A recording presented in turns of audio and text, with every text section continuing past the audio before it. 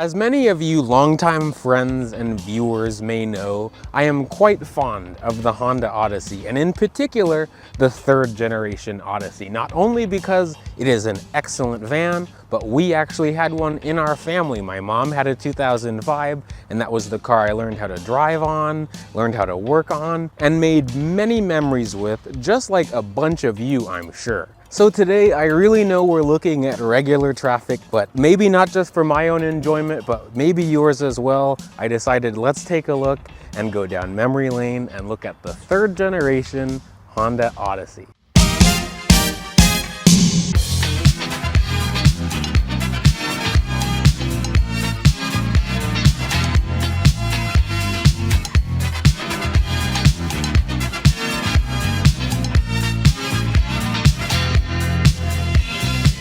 So this van, as it's sitting here, marks the third generation of the Honda Odyssey, and these went from 2005 to 2010, and they were introduced in late 2004 and of course sold for the 2005 model year. And of course, throughout the years, Honda did revise the third gen, this one being a post-facelift, the first time we were able to see one. And they refreshed the Odyssey in 08 and gave it a slightly different front and rear end, and a slightly revised interior with added Bluetooth and even an aux jack, and a few other things as well. This was a substantial departure from the second generation Odyssey, not only because it was bigger and more powerful and full of more technology, but in the old van you actually aren't able to slide the rear windows down. The third row windows can pop out just a bit, but these were the first to let you open your rear windows. And this Odyssey in particular is one of the many other vans of my childhood that carved a minivan shaped hole in my heart. This one belongs to my longtime friend and neighbor Lee. It's a 2009 Odyssey EXL with navigation and the rear entertainment package, and it's in shale green metallic. It's more silverish blue to me, but sometimes I have seen green, but it's more of a silver. But Honda did have a more normal silver, so this is kind of more special. The MSRP of an 09 EXL Navi and RES, just like this one, was just about $37,000 back when it was new. This van has been in Lee's family and in my neighborhood since 2009, so I remember the entire lifespan of this car. It currently has about 130 some odd thousand miles, and it does have a few bumps and bruises, but it runs pretty well. Throughout the lifespan of the third gen Odyssey, Honda only offered 4 trim levels for this excellent van. It started at the LX, EX, EXL like this one, and then the top of the range Touring. Of course, you could spec an EXL to be almost like a Touring, but Honda was smart enough with packaging to make them a little bit different. Now, of course, minivans now and back then didn't have outrageous engine options. The Sienna had the tried and true V6, the 3.3 and the 3.5, and of course the Odyssey has had the excellent J-Series family of engines. But the third gen actually got 2 different engines. One was the J35A6, which did not have any of the fancy technology that people hate nowadays, but we'll talk about that. This one, because it's the EXL, has an upgraded motor.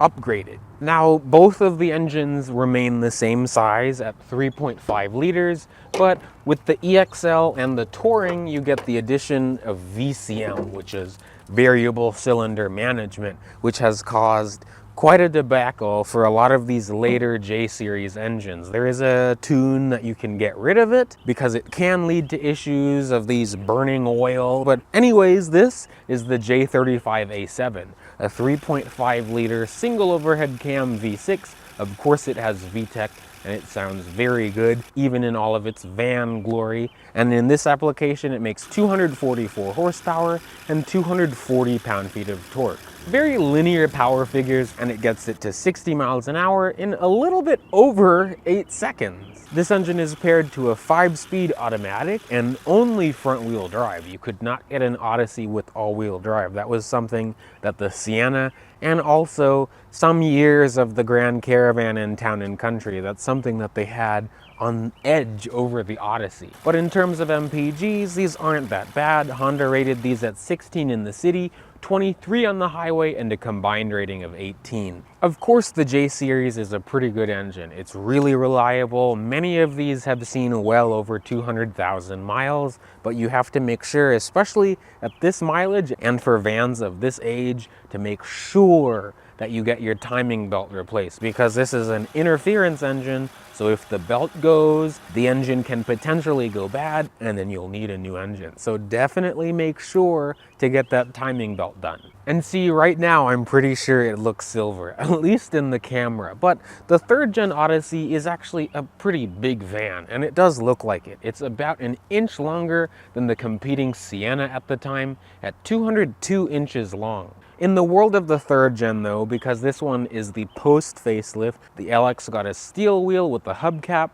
EX and EXL got these 16-inch alloy wheels, which on so many of these happen to be corroded. If you opted for the Odyssey Touring, you had the option between a 17-inch alloy wheel without run-flat tires, or you could choose the infamous PAX run-flat tire setup that was used in early Hondas and a bunch of other cars at the time as well. Of course, because this is a minivan in the 21st century, it has a driver's side sliding door, and because it's the EXL, you get power sliding doors. Pretty fancy, right?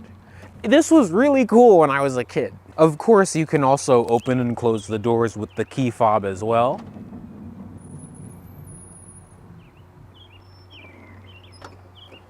It's nice because I've been driving this thing more and using it. The doors have been starting to open more smoothly, so that's been satisfying. Now, of course, you should expect practicality as a great strong suit of a minivan, and the Odyssey absolutely does not disappoint.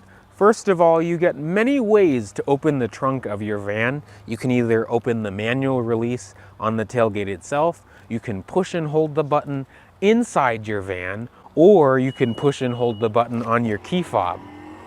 The power tailgate was always a flex to me as a kid, just because like the trunk opens by itself in your Honda minivan. I thought that was really cool. But this tailgate reveals 38 cubic feet of volume behind the 3rd row seat, much better than so many SUVs besides a Suburban or an Excursion at the time. And because this doesn't have a high floor like a truck, this has so much space underneath the floor as well. You can also fold the 3rd row down, which is very easy. You can do it with one hand and then get up to 91 cubic feet of volume. And if you really want to be adventurous and make this into a work van, you can remove the 2nd row seat and get up to 147 cubic feet of volume. Thankfully, the Odyssey does have a spare tire if you don't go for the Touring with the PAX run-flat setup. If you do that, then you just get this hollow open hole. But this is where Honda keeps the spare tire in the Odyssey. There's also a power outlet down here and a compartment for all the jack and tools.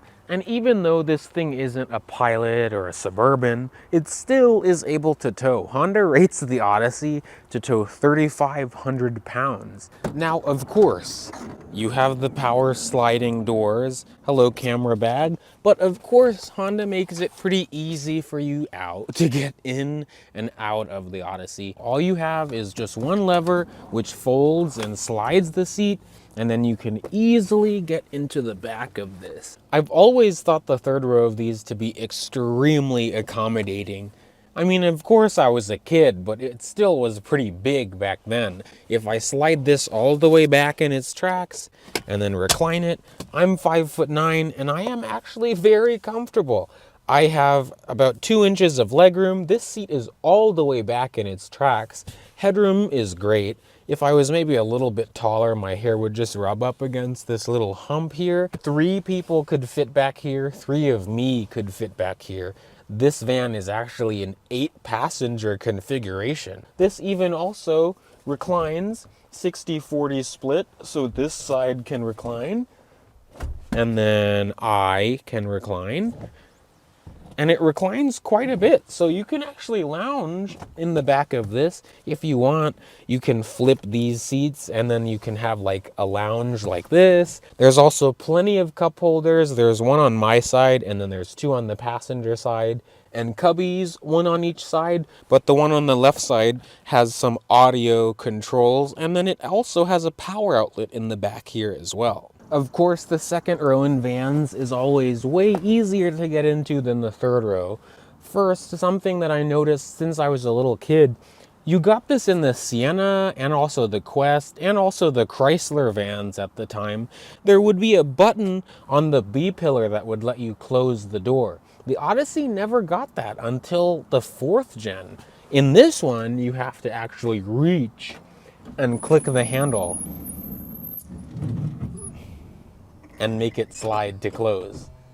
That sound is nostalgic though. But welcome to the second row of this large vessel. This is actually held up very well. Thankfully, they've not had little kids in this van in the time they've had it, so it's actually in much better shape than a lot of the Odysseys that you'll see. But again, I'm 5'9", and you can see how much space I have. If I sit normally, I have like 4 or 5 inches of legroom. The driver's seat is in my position.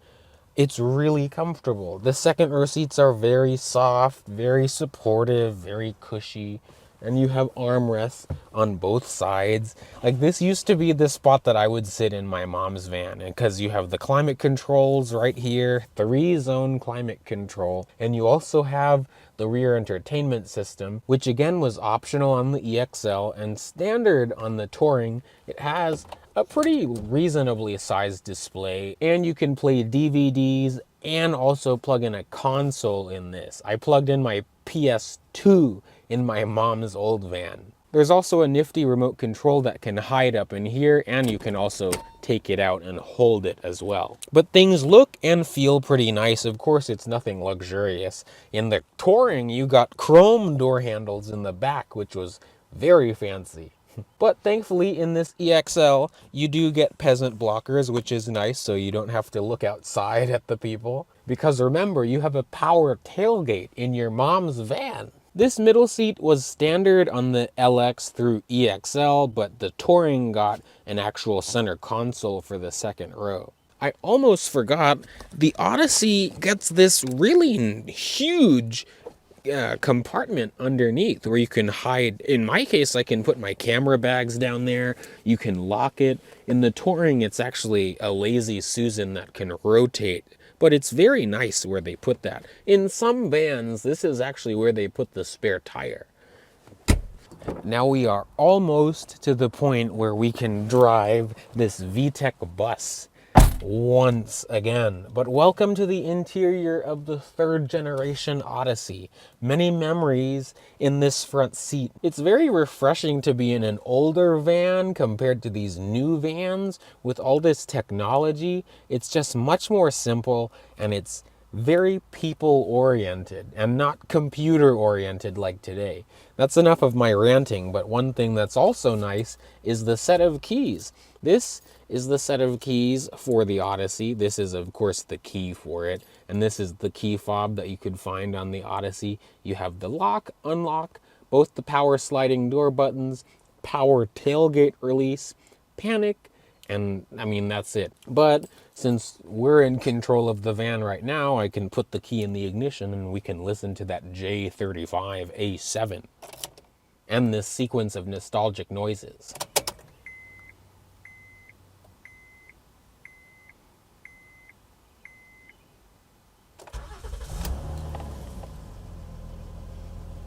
You get the 4-spoke leather-wrapped wheel from the Accord. I really like this steering wheel. My own Accord, my 7th gen Accord, had this wheel. It's kind of on the thinner side for steering wheels, but it still has a nice, comfortable grip. There are buttons on it because this one is not base spec. The left side, those buttons control the audio system and also some of the Bluetooth functions as well. And also in this facelift model, you could get Bluetooth for the phone, which was new. On the right side of the wheel, thankfully, it's just the cruise control settings, and they're very easy. This does not have radar cruise control like you could get on a Sienna. You can also see the buttons to open and close the power sliding side doors and also the power tailgate. Because this one is an EXL and not a Touring, the headlights are not automatic, and the wipers are not automatic either, but you couldn't get rain sensing wipers on an Odyssey. Aside from that, if we look up towards the gauges, they're very simple, but similar to the 7th Gen Accord. I like the font and I like the color of them. You have a tachometer, a big speedometer, a fuel gauge,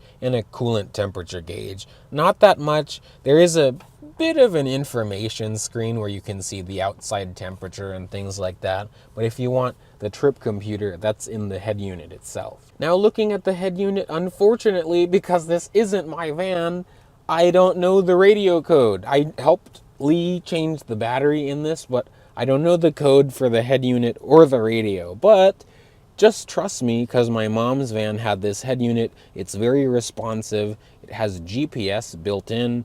It only lets me punch in the code right now. Also, for being an older system, the navigation system isn't that bad to use. The voice control is actually smart on these older Hondas. I like this system. You can see to the bottom left of that is the shifter for the 5-speed automatic transmission. And of course, when you put this into reverse, you have a backup camera. Underneath all that, you can see the controls for the tri-zone automatic climate control. The driver and passenger have their own temperature controls, and the rear has its own. And you can control the rear climate from up here as well. You can also lock the kids out, and you can make them not use the climate control back there as well. Below that is the radio for the Odyssey with the navigation system. Otherwise, it would be up here. This one does not have the premium sound, but Hondas of this era had pretty decent sounding audio systems. Underneath the radio are 2 cup holders, and Honda wants you to know that it is not an ashtray. They're cup holders. There's not even anywhere to put any ashes anyway. And then underneath that is the slot for the DVD player. You can also see the controls for the heated driver and passenger side seats.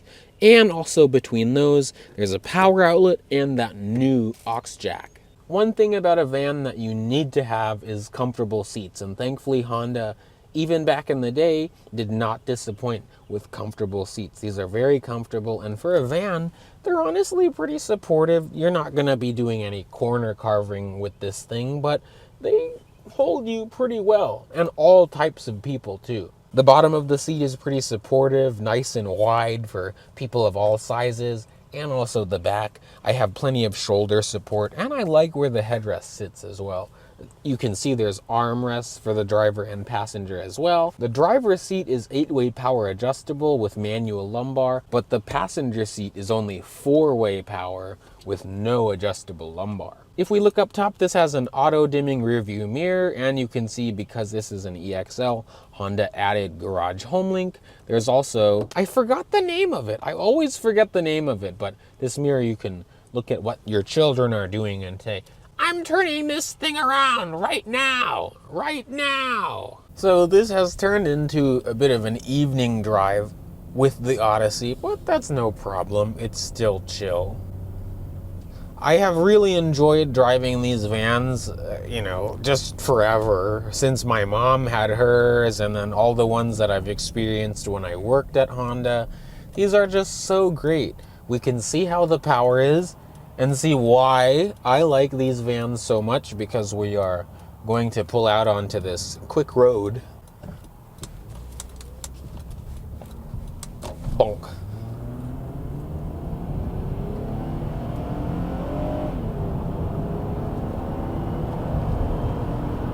Like, of course it's not fast, but it's nice, it's smooth, it's quiet, it's very smooth power. Most of the noise that you'll hear as you're driving this will be road noise.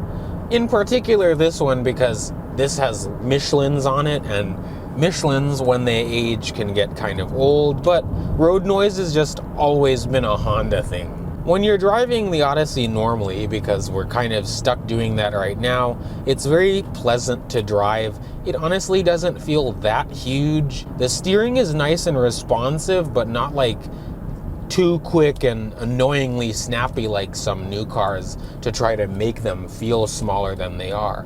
This one just feels well designed. Of course, it's not a brand new van, and even this one is far from being a brand new one mechanically, but it still feels nice. It's always nice, just the sound of this engine. The 5-speed is also pretty smooth too. That's so annoying.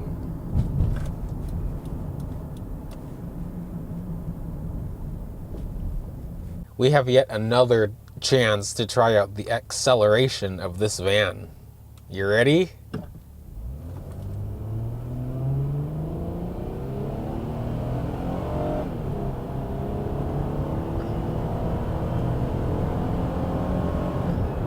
Like, again, it's not fast, but the sound of the engine and the way it puts its power down is nice.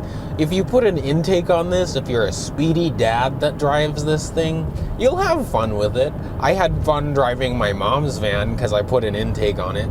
At highway speeds, you can see it cruises really nice. These things really shine on the highway. So smooth, effortless steering. It really shines on the open road, especially with these fat tires. It rides really well. Sometimes, I don't know if you can see on the gauges when it can shut down into eco mode. That's that VCM mode, variable cylinder management, and it can shut down up to 3 cylinders at a time. It feels like I'm driving a 7th gen Accord, just a little heavier. It still, of course, will sometimes feel front wheel drive, but that's not necessarily a bad thing. The brakes feel pretty good, and we can see around this corner here, kind of a corner. I mean, when you're really gonna try to toss it around, you'll notice body roll, but when you're just driving it normally, no drama at all. And when it comes to day-to-day driving, this thing has plenty of power. I've not felt like this is underpowered. Of course, the 280 horsepower in the new Odyssey is nice, but this is perfectly fine as well. And hopefully we'll be able to get one more acceleration run out.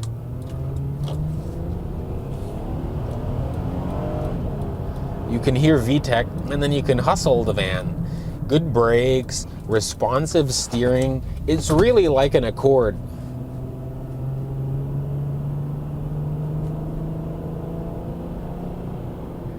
I love it. It's smooth how it puts its power down as well. The J series just never gets old to me.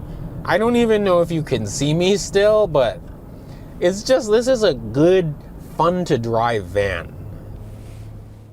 To wrap things up, I still think that the 3rd gen Odyssey is an excellent buy, even if you're comparing it to a new Odyssey nowadays. Mostly because these are way cheaper and these are still a pretty good value. Anyways, I won't get too sentimental about these vans. I already know I talk about how great they are all the time. But again, thanks to Lee for letting us check out her van. If anyone is looking for an Odyssey in the Maryland, DC, or Virginia area, let me know. This is a perfectly good van. And primarily, I hope you all enjoyed getting up close and personal once again with the 3rd gen Odyssey. If you want to watch another video about the Odyssey, you can look up here. I have a few Odyssey videos, so if you're a nerd like me, that's where you can find the content. But enough of my rambling. Thank you again for watching, liking, commenting, and subscribing.